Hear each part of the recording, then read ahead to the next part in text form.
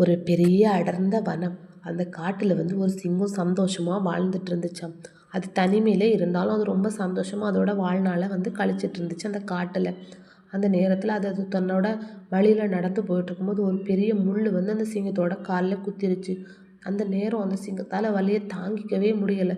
வலி தாங்க முடியாத சிங்கமும் ரொம்ப சத்தம் போட்டு கதறிச்சு. அதே நேரத்தில் அந்த காட்டுக்கு சில ஆடுகளை கூட்டிகிட்டு ஒரு ஆடு மேய்க்கிறவன் ஆடு மேய்க்கிறதுக்காக வந்தான். வந்தவன் இந்த சிங்கத்தை பார்த்துட்டான். பார்த்துதான் ஐயோ சிங்கம் அப்படின்னு நினச்சானா. அந்த சிங்கமும் நினச்சிது ஒரு ஆடு மேய்க்கிற வந்திருக்கா, இவன்கிட்ட நம்ம உதவி கேட்கலாம் அப்படின்னு நினச்சாலும் அவனுக்கும் பயமாக அந்த சிங்கத்துக்கும் பயமாக இருந்துச்சான். அந்த நேரத்தில் இந்த சிங்கம் ரொம்ப அமைதியாக நடந்து வரதை பார்த்துச்சான். உடனே இந்த ஆடு மேய்க்கிறவன் நினச்சான், இந்த சிங்கம் ஏன் இப்படி நடக்குது, இந்த காலில் ஒரு மாதிரியில் நடந்து வந்துட்டுருக்கு அப்படின்னு நினச்சா ஆடு மேய்க்கிறவனும் அமைதியாக நின்னானான். இந்த சிங்கம் நேராக போய் ஆடு மேய்க்கிறவன் பக்கத்தில் அதோட காலை தூக்கிட்டு இருந்துச்சான். தூக்குனதும் இவன் நினச்சானா இதோட காலில் தான் ஏதோ அடிபட்டிருக்கும் போல் அப்படின்னு நினச்சி அதோட காலை தன்னோட தொடையில் வச்சு அந்த சிங்கத்தோட காலில் பார்க்கும்போது ஒரு பெரிய முள் குத்தி இருந்துச்சு.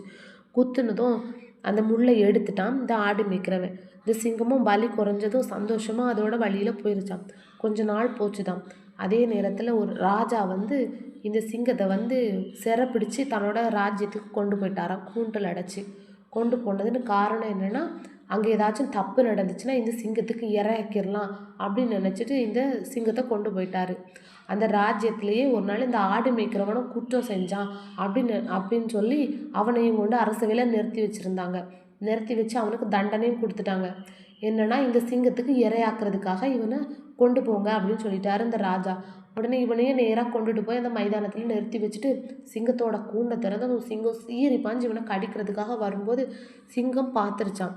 ஐயோ இவன் நம்மளை காப்பாற்றின அதே மனுஷன் தானே, அந்த ஆடு மேய்க்கிறவன் தானே அப்படின்னு நினச்சிட்டு அவன் நேராக போய் அவனோட பக்கத்துலேயே போய் படுத்துருச்சான் இந்த சிங்கம். அதை படுத்த உடனே இவனும் பார்த்துட்டு ஐயோ இது நம்ம காப்பாற்றின சிங்கமாச்சே அப்படின்ட்டு அவனும் பக்கத்துலேயே உட்காந்துட்டு இந்த சிங்கம் அதோட தலையை தூக்கி அந்த ஆடு மேய்க்கிறவனோட மடியில் வச்சுட்டு படுத்துருச்சான். உடனே அந்த அரசவை காவலர்கள்லாம் நினச்சாங்களாம், இங்கே என்ன நடக்குது, இந்த ஆடு மேய்க்கிறவன அந்த சிங்கம் கடிக்கவே இல்லை, வேறு யாராக இருந்தாலும் இது கடிச்சிருக்குமே, இது ஏன் இப்படி கடிக்கலை அப்படின்னு நினச்சதும் உடனே இப்போ ராஜாட்ட போய் இந்த காவலர்கள் போய் சொன்னாங்களாம், ராஜா அந்த ஆடு மேய்க்கிறவனை அந்த சிங்கம் கடிக்கவே இல்லை, அவனோட மடியில் படுத்துருக்கு, அது அமைதியாக இருக்குது அப்படின்னு சொன்னதும் ராஜாவும் பார்த்தாராம். அந்த நேரத்தில் இந்த சிங்கம் அமைதியாகவே தான் படுத்துருந்துச்சான்.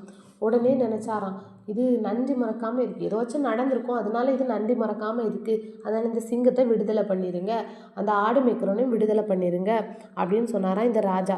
நன்றி மறக்காத சிங்கத்துக்கும் நன்மை நடந்துச்சு, அதே நேரத்தில் உதவி செய்தவனுக்கும் விடுதலை கிடச்சிச்சு.